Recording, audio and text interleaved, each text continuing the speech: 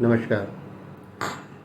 हम सब कोरोना की दूसरी लहर जो आई, दूसरी वेव जो आई, उसका सामना कर चुके हैं।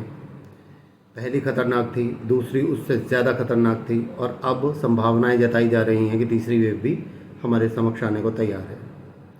तीसरी वेव जो मेरा ओपिनियन है, तीसरी वेव एक इच्छा मृत्यु की तरह से है। इच्छा मृत्यु क्या है, इसके लिए मैं एक छोटा सा उदाहरण देता हूँ। महाभारत काल में भीष्म पितामह एक पात्र थे। भीष्म पितामह को इच्छा मृत्यु का वरदान था।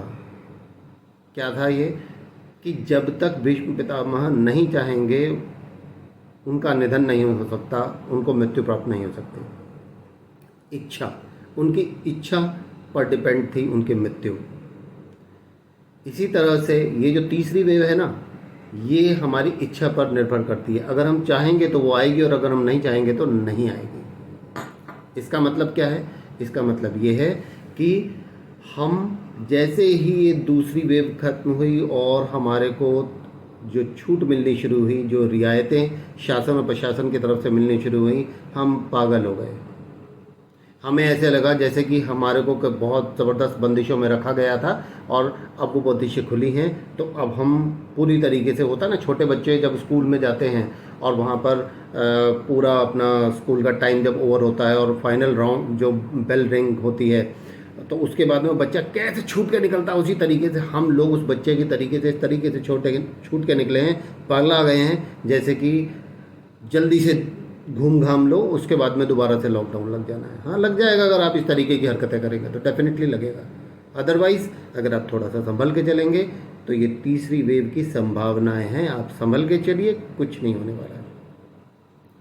एक छोटी सी कहानी, मैं इससे कोरिलेट भी करूँगा, लेकिन जिस तरीके से हमारी प्रथा है, एक छोटा सा मैसेज मुझे आपको देना है। तो कहानी सीधा शुरू करते हैं कि एक प्रोफेसर साहब थे, क्लास में एंटर करते हैं अपनी, और जाते ही बच्चों के साथ बात करते हुए कहते हैं कि भाई आज आपका सरप्राइज़ टेस्ट है। जैसे ही बच्चों ने ये बात सुनी, नॉर्मली आप जाइए अपने स्कूल टाइम में तो आपको सब चीज़ों का अंदाज़ा हो जाएगा कि अगर कहीं कोई टीचर आके ये कह दिया करते थे कि आज आपका सरप्राइज़ टेस्ट है तो क्या हालत होती होगी। तो उसी तरह से सारे बच्चे सब पका गए और लगे वो किताबें छांटने लगे, टीचर्स के जो नोट्स थे बना के दिए हुए उन्हें छांटने। वो छांट रहे थे तो ये देखकर टीचर मुस्कुराए और बोलते हैं कि बेटा मत करो इसमें से, ये तुम्हारे किसी काम नहीं आने वाला। बोले सर का सरप्राइज टेस्ट है और ये सारी चीज़ छोड़ दो, इससे कोई मतलब नहीं है, और ये जो मैंने तुम्हें पढ़ाया इससे कोई मतलब ही नहीं है इस टेस्ट का। बस मैं तुम्हारा कुछ अलग तरह से टेस्ट करना चाहता हूँ। बोले कुछ नियम है, वो पहले मैं बता देता हूँ कि ये जो टेस्ट पेपर तुम्हारे को दिया जा रहा है, ये टेस्ट पेपर तुम्हारी डेस्क के सामने उल्टा करके रख दिया जाएगा। जब तक आखिरी बच्चे को ये डिलीवर नहीं कर दिया जाएगा आप इसे पलट के नहीं देख सकते। दूसरा, जैसे ही टाइम ओवर होगा, कह दिया जाएगा कि आपका टाइम ओवर हो चुका है, आप इस पेपर को उठा के और अपने डेस्क के नीचे ज़मीन पर रख देंगे।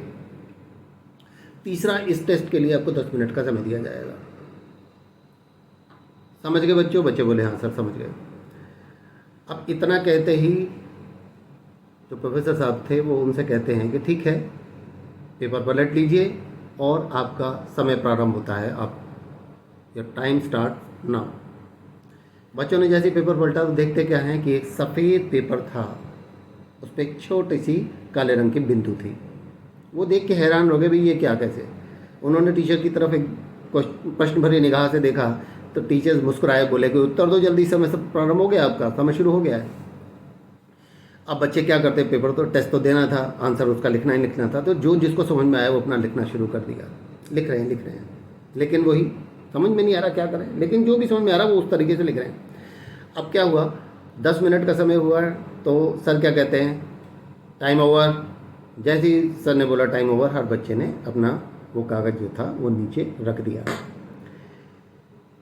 बच्चों ने सब ने कागज़ अपना वो पेपर नीचे रख दिया, टीचर ने सब कलेक्ट कर लिया। कलेक्ट करने के बाद में वहाँ पे वो पेपर लिया और देखने लगे, और एक एक बच्चे का नाम लेके बता रहे हैं उन्होंने क्या लिखा।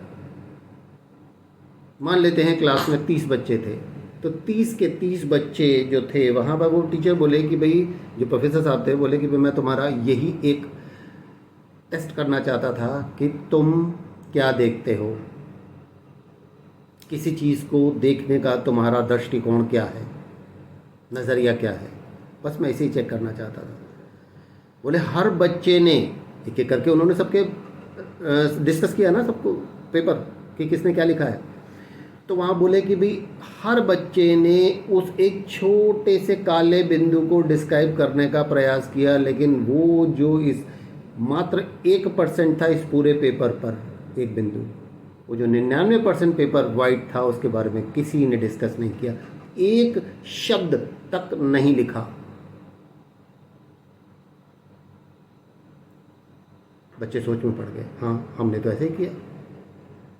तो वहाँ पर फिर आगे टीचर ने बोलना शुरू करा, प्रोफेसर साहब ने बोलना शुरू करा कि बच्चों ये पेपर नहीं, ये लाइफ है। और होता यही है कि हम अपनी लाइफ के वो जो 99% पॉजिटिव चीज़ें हैं उन पर बिल्कुल ध्यान नहीं देते, और हमारा ध्यान सारा कहाँ जाता है, सिर्फ वो 1% की जो परेशानियाँ, दिक्कतें, समस्याएं हमारे जीवन में होती हैं, सारा समय हम उसमें लगे रहते हैं। अगर कहीं हम उन 99% जो पॉजिटिव चीज़ें, सकारात्मक चीज़ें हैं, उनका अगर आनंद लेना प्रारंभ कर दें तो मान के चलें वो ऊर्जा हमारे अंदर इतनी ज़बरदस्त आएगी कि वो 1% समस्याएं हमारे सामने ठहर नहीं सकते। वो 99% जो पॉजिटिव चीज़ें हैं उससे अगर मैं थोड़ा थोड़ा बखान करना प्रारंभ करूं उन सारी चीज़ों का, तो सबसे पहले तो ईश्वर ने हमारे को स्वस्थ शरीर दिया, हमारा एक एक अंग उन्होंने बिल्कुल स्वस्थ दिया, उन्होंने हमारे को स्वस्थ मस्तिष्क दिया ईश्वर ने। हम इसको ईश्वर की कृपा नहीं मान रहे। ईश्वर ने हमारे को एक घर दिया, परिवार दिया, हम उसका धन्यवाद नहीं कर रहे। परिवार ने हमारे को पढ़ाने लिखाने के लिए व्यवस्थाएं बनाई, हम उसका धन्यवाद नहीं कर रहे। हमारे को और जिस भी तरीके की सुख सुविधाएं, भौतिक सुख सुविधाएं मिल रही हैं, हम उसको स्वीकार नहीं कर रहे। उसकी तरफ हमारा ध्यान नहीं है। हमारा ध्यान किस तरफ हो जाता है, उसकी हाइट ज़्यादा है, मेरी हाइट कम है, वो देखने में ज़्यादा अच्छा लगता है, अट्रैक्टिव है, इम्प्रेसिव है, मैं कम हूँ। उसके पास में ज़्यादा पैसा है, मेरे पास में कम है। उसके पास अच्छी गाड़ी है, मेरे पास में छोटी गाड़ी है। इन दिक्कतों, इन परेशानियों, इन समस्याओं को हम स्वयं बना रहे हैं। इन पर अगर ध्यान न दे के हम अपनी बात को और ज़्यादा, अपनी पॉजिटिविटी को और एनहेंस करने का प्रयास करें, इन सारी चीज़ों पर ध्यान हटा के, तो हम कहाँ से कहाँ पहुँच जाएंगे। परेशानी यही है कि नकारात्मकता हमारे को खींचती है और हम खींचते चले जाते हैं। पता नहीं क्या हो जाता है हमारे को, हम मानव होना भूल जाते हैं। मानव होने का सबसे बड़ा जो उत्तरदायित्व है वो ये है कि हमारे को ईश्वर ने सबसे श्रेष्ठ दिमाग दिया है, मस्तिष्क दिया है, हमें उसका प्रयोग करना चाहिए, और वो हम उस तरह से नहीं कर पाते हैं, करना चाहते जिस तरह से हमसे अपेक्षा की जाती है। ठीक है ना। हम इसे करना प्रारंभ करें, देखें परिस्थितियां हमारे पक्ष में मुड़ती चली जाएंगी। ये कोरोना काल है, परेशान कर रहा है। दूसरी वेव ने हमारे को बहुत ज़्यादा घातक प्रहार हमारे ऊपर किए और हमें परेशान करा। तीसरी वेव हमारे सिर पे है।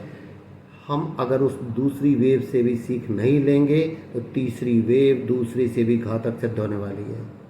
और जब हमारे ऊपर डिपेंड करता है कि वो आए या ना आए, तो क्या हम अपने ऊपर कुछ समय का नियंत्रण नहीं रख सकते?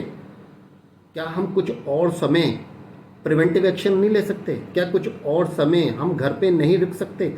जब ज़रूरी काम हो बस उसी काम के लिए नहीं निकल सकते? क्या प्रिकॉशंस नहीं रखी जा सकती? और थोड़ा 4, 6, 8, 1 साल भर क्या नहीं रखा जा सकता?